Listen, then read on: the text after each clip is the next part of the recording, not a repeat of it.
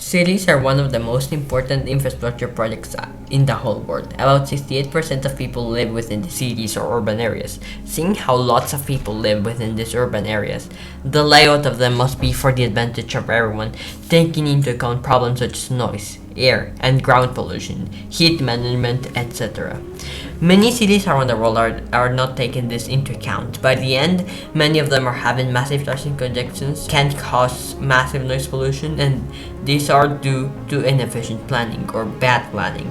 Other cities may have extreme temperatures due to air pollution traps, again, to inefficient or horrible planning. One of the many problems cities are facing right now is noise pollution, which is a danger that is affecting people and animals. In general, every living organism near the pollutant.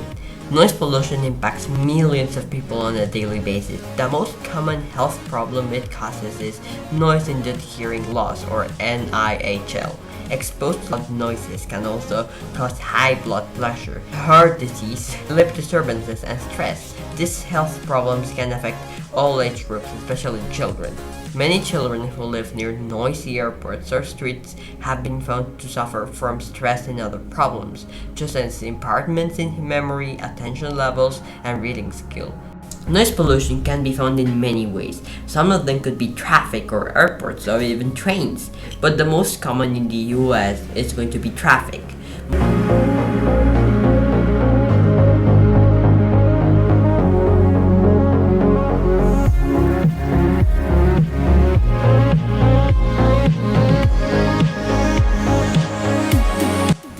One of the main causes of noise pollution is traffic.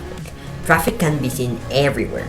In the US, traffic is mostly caused by freeways, which are supposedly to be high speedways, but in the US they're not, because the amount of traffic and cars flowing through the freeways just clog them up. The solution that the US has been doing is to add more lanes, which does not help. Because with more lanes, more people will take the highway instead of their normal alternative routes, making the freeway more and more clogged up, creating an amazing quantity of noise pollution. Many of the noise pollutions can come from airports as well as freeways, as already mentioned. And after all, cities are not noisy. Cars and motor vehicles are. Another problem that cities face is the heat situation. In 2003, there was especially massive heat wave in Europe, especially around the area in Spain, Italy, and France. This massive heat wave was only in Paris, killed about 15,000 people. In total, the heat wave killed about 70,000 people.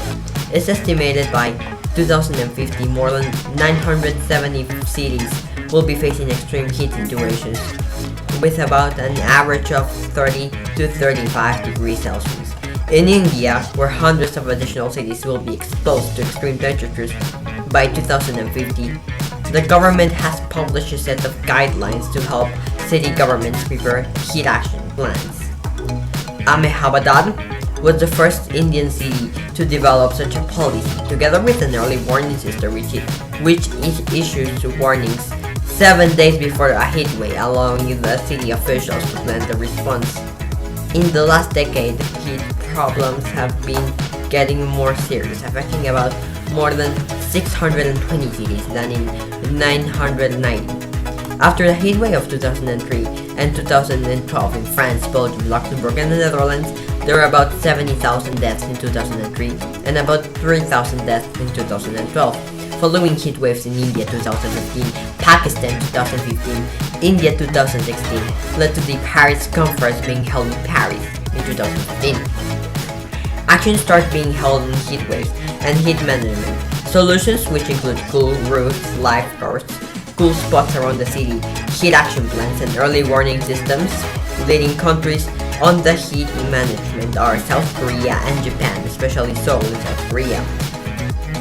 In 1994, South Korea experienced one of the worst heat waves in their history, with temperatures about 38 degrees Celsius, which claimed about 800 lives. South Korea implemented many heatwave plans to save more people, including the solutions mentioned above. The measurements included by the government of South Korea showed another heatwave that hit Seoul in 2016 very successful, with temperatures of 37 degrees, which left no casualties. So here we have the projection of the cities. So in this side we have the good city, and right besides the city we have the bad city or the bad example, followed by the highway connecting these two places up. And most of the city is connected by non-bicycle lanes, which can cause massive traffic influx, as well as industry, which can also cause massive noise pollution for the citizens living right next to them. Meanwhile, on the other side, we have green buildings. Green buildings are also protected from heat because the plants absorb most of the heat. As well, they have a lot of solar panels, and the plants also reduce noise pollution. Most of the city has applied the bicycle lanes with a massive transit hubs and massive city infrastructure connecting most of the places. They also have applied the superblocks, can also reduce traffic. And most of the city is incentivizing people to use the bicycle. Around 100 kilometers of the city has bicycle lane, which can help for people using the bicycles instead of their cars. This is very helpful for noise pollution. They have a shopping center for all their businesses, which is also connected with bicycle infrastructure and pedestrian walking. In the bad city, they have a train line just right behind them, which can also cause massive noise pollution, as well as the highway just coming there with massive traffic influx. And now we're going to go to other solutions that cities can apply, and some of them were already mentioned here. The importance of knowing about this topic is to send a message about how we're planning our cities, because most of these examples show how many cities are being affected by this problem today. Also, cities are getting bigger and bigger, they're sprawling everywhere. This may be good from an economic point of view, but many people may not have a great life living in these big cities. Many city governors are trying to implement solutions to this problem. For example, Los Angeles in California created a new metro system through the city consisting of 93 stations, which consist of 2 subway lanes and 4 light rail lanes. In addition, they will be constructing a new high-speed rail system connecting LA and San Francisco, being completed in about 2029. All of these projects are key to removing traffic congestions from the freeways as mentioned before. They will also reduce noise pollution in both cities, as well as many states and cities are doing this. This is going to help with traffic congestion, which is one of the roots of noise pollution. Another solution to noise pollution is a good bicycle infrastructure. Amsterdam has about 400 kilometers of bicycle lanes in all of the city. In general, Amsterdam has a ideology in which walking or biking is going to get you faster to your destination than going to a highway.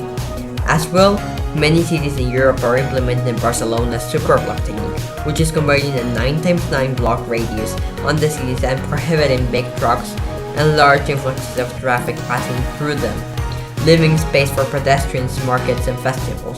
For the heat management part, cities all around the world are implementing the already mentioned solutions. And that's all for this video, and I hope you like it, and thank you for watching.